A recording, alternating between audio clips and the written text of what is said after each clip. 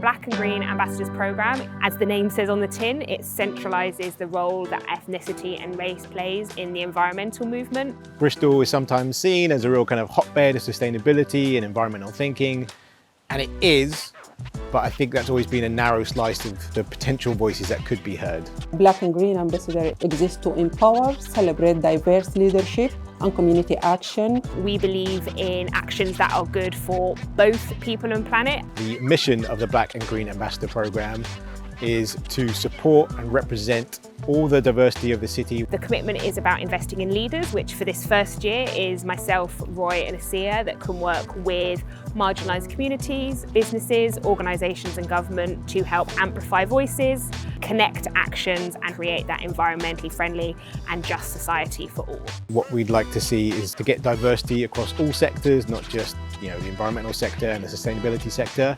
The Black and Green Ambassador Programme was a whole series of different activities, development opportunities, research projects that all combined into this 12-month programme that we completed over the last year. We were completely thrown in the deep end in the best way possible. We got some training on how to, do radio production. Love Ujima, love Bristol. Hey everybody. Welcome. Welcome. Hello, welcome back to Black and Green Show. The Black and Green Show. We are delighted to have you with us. The community that listens to Ujima is predominantly from the Black and Afro-Caribbean population of Bristol, although I think, it reaches far beyond that. And so I think that's why it's such a unique opportunity to sort of talk about environmental issues in quite a mainstream way, in an accessible way. Muhammad, it's a pleasure to have you today in our show. Could you tell us where the idea came from, Muslims for Bristol? Izzy, if I come to you first, how do you sort of process that kind of news that came out of the IPC report recently? I think it's important that we have the actual facts and statistics that we need in order to convince people that it is happening now and it needs dealing with now.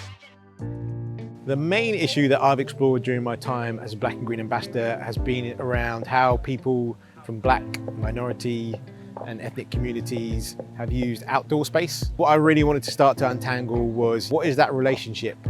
I conducted my research by going and having a conversation with individuals in a park or another green space that was meaningful to them in Bristol.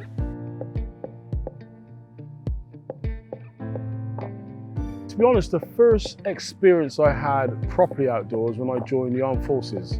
I joined the Royal Marines when I was 17 and a half. I need to be open and I can breathe. We want to encourage people from the Asian community, the East African community, the Caribbean community, come out and enjoy walking and sharing one another's different cultures and different likes and dislikes. My chat with Enrico was a really magical one. He has now set up a group to essentially take people outdoors on walks and bring them the benefits of being outdoors to communities who might not engage with those kind of activities. Getting access to green space. Often parks and green spaces aren't in deprived communities, or if they are, they're not well kept. So that was a huge kind of issue that came up. Often people just don't feel safe when they go to outdoor spaces, especially when we're talking about rural spaces. So I think being a Black and Green Ambassador has definitely got us in the room of policymakers. We've got to speak to the Mayor of Bristol, we've got to speak to other members of the Cabinet, to Bristol's Climate Citizens Assembly, at London Climate Action Week, or for the National Lotteries Communities Can conference. Getting invited to go and speak at COP26 is, just a real recognition of maybe the Black and Green programme as a positive force in the world of sustainability. During my ambassadorship, I focused on food sustainability, and my project was about how does cultural heritage influence environmental sustainability. I would like to engage different communities in environmental issues and to listen, to learn, to share all these kind of experiences. I think the link between culture and environment is undeniable because different people from different communities interact differently with the environment. We did food workshop and we collect fresh organic vegetables from the farm and then people cook it. People share their traditional dishes, what they used to cook and how they used to cook in their home country. It was very simple. We've got people from Pakistan, from Sudan, Somalia, India, some people from Caribbean, Egypt, Morocco. So it's quite diverse group. Also, they mentioned that the barriers for them to continue doing that kind of practices here in the UK. I would like to make it accessible for everyone, especially migrant people. English is not their first language, to contribute and to tell some sustainable practices from their culture. I'm always loving working with people from different backgrounds. Some of the participants, they said that we have no idea that we can hire allotment and then we can grow our ingredients for traditional food here. Yeah, and then I run craft workshop and I call it Craft from Nature for families, but we focus on children, basically just to connect children with nature. Kids were very creative. They made a lot of crafts out from these materials. Did you enjoy the first one, which is around the food, and did you get any benefit from that? Definitely, sure. I cannot imagine how much I was enjoying that, because the idea of having the food fresh from the farm and cook it and cook with the group and, you know, cook and talk. I like the organic food, the tomato and It was so delicious. I learned the difference between when I go to get from the shop and get it fresh from the farm. My biggest achievement as a Black and Green ambassador, I think it's giving this opportunity for people, normally their voices is not heard. I've explicitly focused in on clean air and what that means to people in Bristol, in the UK and around the world. Bristol has illegal levels of air pollution, and it is disproportionately the Black community that are affected by this, but also those who contribute the least, suffering the most. Through talking to different communities, I learned a lot about how dirty air is affecting them.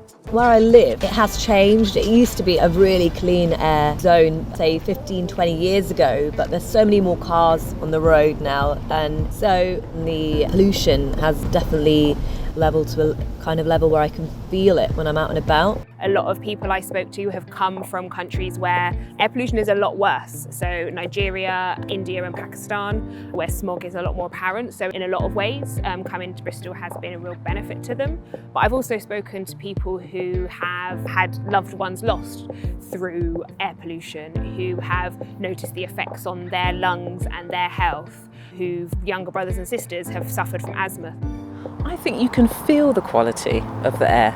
You can feel that within your lungs, and that gives vitality to your body. I've lived in different areas of Bristol, and I really notice a difference. Me and Roy together, we had a survey that was just kind of to get a wide opinion from a lot of different people.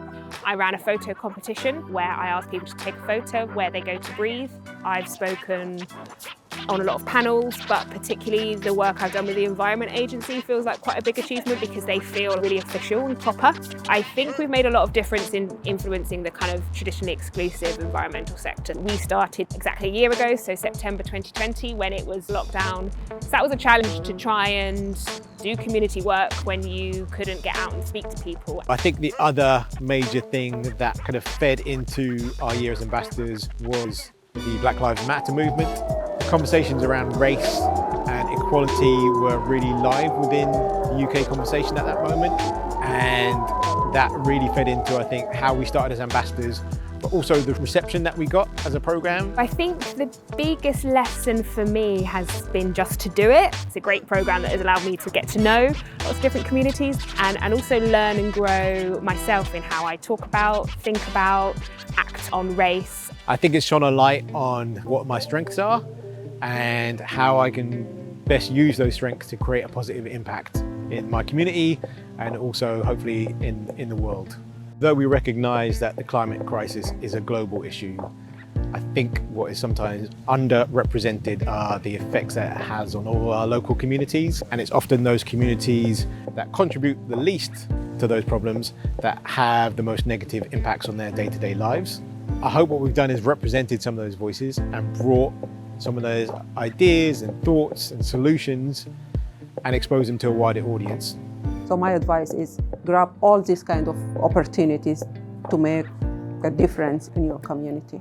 My message to all the future ambassadors, all the amazing future ambassadors, would just to lean into it and have fun with it. Say yes to as much as possible, even when it feels uncomfortable.